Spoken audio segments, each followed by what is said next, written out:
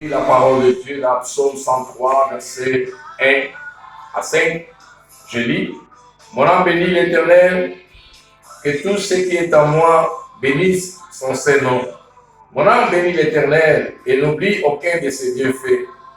Celui qui pardonne toutes tes iniquités, qui guérit toutes tes maladies, celui qui délivre ta vie de la fosse, qui te couronne de bonté et de miséricorde.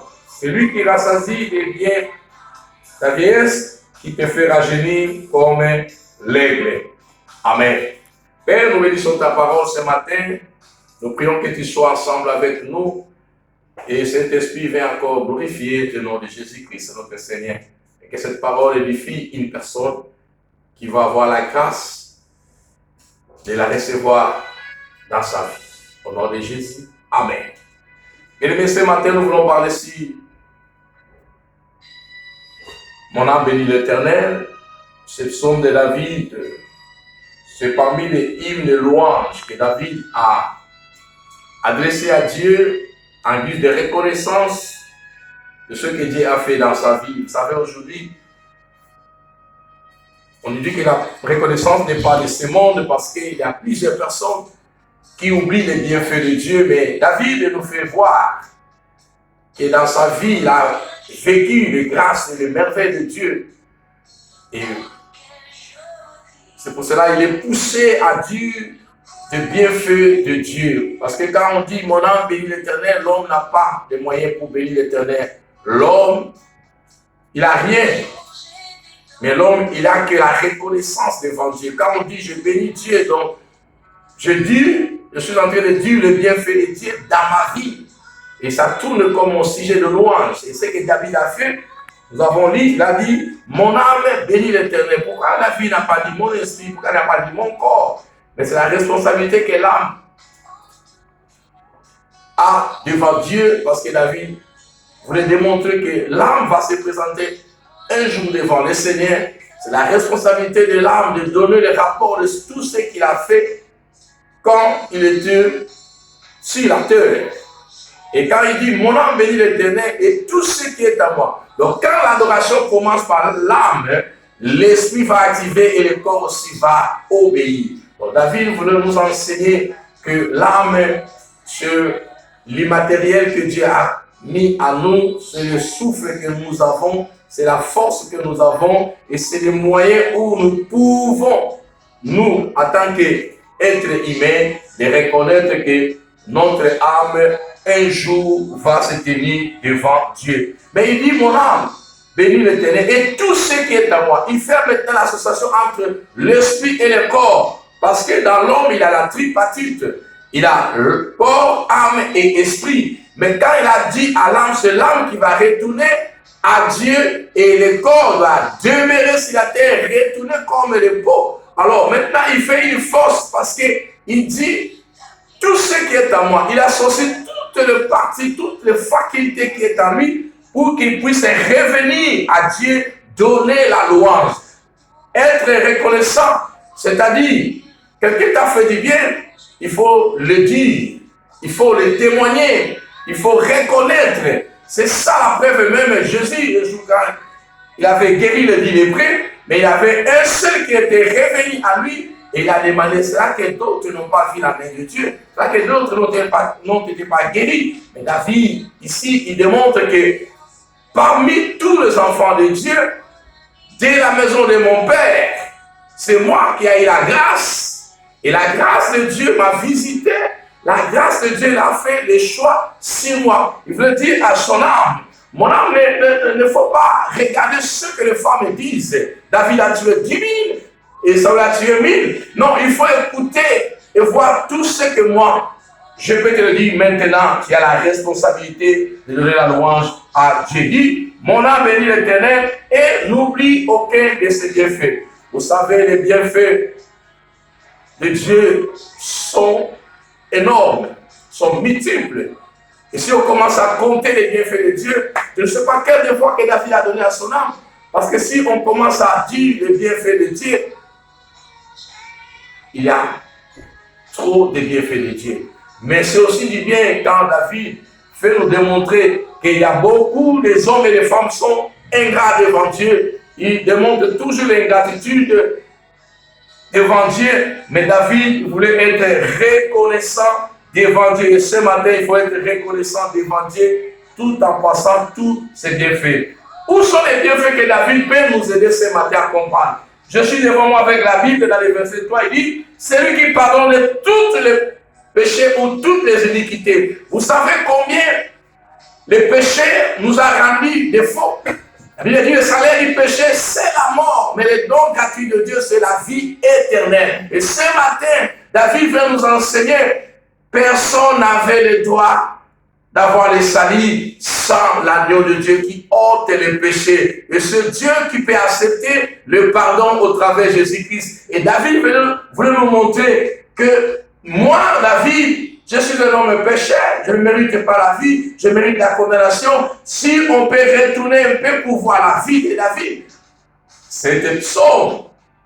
Ce psaume nous enseigne les caractères d'un homme reconnaissant. Il reconnaît même que ses péchés sont pardonnés, non pas parce qu'il est roi, non pas parce qu'il a l'argent, mais la grâce de Dieu au travers de la personne de Jésus-Christ. Et David démontre réellement, mes péchés sont pardonnés. C'était un moyen pour que je puisse dire merci à Dieu. Mais le a un sujet de reconnaissance et de dire merci à Dieu pour le pardon de tes péchés. Quand tu es devenu enfant de Dieu, tu as reçu le pardon de Dieu. Le deuxième point, David est en train de régler la guérison. Il dit, qui guérit toutes les maladies. Vous savez, si aujourd'hui nous demandons aux médecins, il arrive qu'ils n'ont même pas les moyens pour détecter une maladie, même donner une solution, parce que ils sont là pour traiter, mais ils ne sont pas là pour guérir. C'est lui qui guérit, s'appelle Jéhovah Rapha, c'est Jésus-Christ.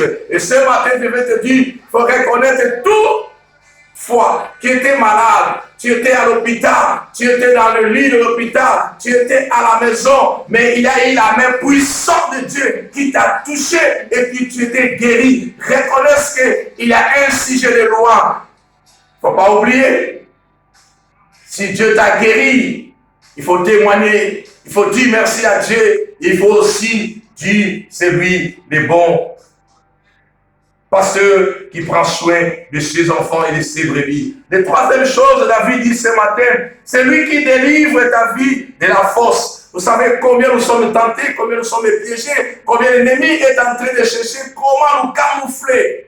Mais grâce à Dieu, que la main de Dieu est sur nous. David témoigne, si vous lisez encore le psaume 149, verset 7, il dit, mon âme de sa prison, afin que les justes viennent m'entourer, parce que tu m'as fait du bien. David relate combien il a eu des problèmes sérieux avec le roi Saoul. Qui peut résister devant la main du roi? Mais David a eu la grâce de Dieu. Dans la force, David a eu la grâce de Dieu. Devant les lions, David a eu la grâce de Dieu. Devant Goliath, David a vu la grâce de Dieu. Bien-aimé, toi aussi, tu as des témoignages. Combien de fois tu as été persécuté? Combien de fois tu as été passé dans les accidents? Combien de fois on a mis des plans, des projets pour te tuer? Mais grâce à la main puissante de Dieu, tu es en vie. Tu peux dire, gloire au Seigneur, je suis en vie à cause de mon Rédempteur et vivant. Un autre point, David dit, il te couronne de ta bonté et de la miséricorde. Vous savez combien la bonté de Dieu est là? Lamentation 3, 22 dit, cette bonté-là, chaque fois c'est renouvelé. Quand tu dors, quand tu te réveilles, il faut reconnaître qu'il a la bonté de Dieu. Il a la miséricorde de Dieu. Cette miséricorde de Dieu, on ne peut même pas expliquer. Vous savez, si Dieu nous laisse la vie, c'est à cause aussi de sa miséricorde. Dieu est miséricorde. Moi aussi, je peux être miséricorde de faire mon prochain. Je dois reconnaître que si Dieu me fait grâce, si Dieu ne me tranche pas selon mes péchés, dans les mêmes psaumes, il a dit ça. Il ne nous traite pas selon nos péchés dans les versets 9. Il ne conteste pas sans cesse. Il ne garde pas sa colère toujours. Il ne nous traite pas selon nos péchés dans les versets 10. C'est la miséricorde de Dieu. Il est compassion là en colère. C'est le même Dieu que David cite dans ses psaumes. Tout ça démontre que Dieu est bon. Hélas, il y a des hommes et des femmes, des enfants de Dieu qui disent, Dieu n'est pas bon, Dieu ne m'aime pas parce que je souffre, parce que regardez ce qu'il a fait dans la vie de mon mari, regardez ce qu'il a fait dans la vie de mes enfants. Bien-aimé, Dieu est bon, même si tu perds ton mari, tu perds ta femme, tu perds tes enfants, il faut dire que toutes les choses concourent au bien de ceux qui aiment Dieu. Il sait pourquoi il a permis cela, pourquoi Job, il a dit, ni du ventre de ma mère, je suis sorti et ni je dois retourner, que la gloire revienne à lui seul. Job a adoré Dieu, même dans les moments de l'épreuve, parce que l'on ne peut pas oublier la main puissante de Dieu. Pour terminer le verset 5, celui qui rassasie des biens, ta vieillesse, que te fait rajeunir comme l'aigle. Ici, il y a des choses à retenir. David voulait nous enseigner que la richesse que nous avons, la force que nous avons aujourd'hui, nous l'avons acquis de la part de Dieu.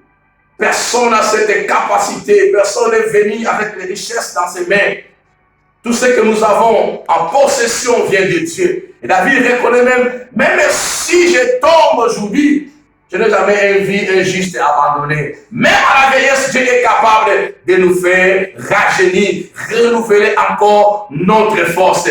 Il est merveilleux, ce Dieu que nous servons. Il est merveilleux, celui que nous appelons notre Rédempteur, notre Sauveur. Il est merveilleux. Il est capable de renouveler les forces du vieillard. Même quand on était jeune, on travaille avec sa force. Même quand on devient vieux, lisez Isaïe 40, verset 30, vous allez voir comment David et comment Isaïe explique la force de Dieu qui est capable de renouveler même le vieillard. Et David dit, il est capable de nous rajeunir comme l'aigle, nous donner encore une autre vitesse, une autre force, une autre puissance. Mais si tu te sens faible dans ta foi chrétienne, fais confiance à ton Dieu. Il est capable de redonner encore la force à ta sémence, la force à ta vie. Est-ce que tu crois à ce Dieu-là qui est capable de tout faire et tout refaire? Est-ce que tu peux lui dire merci?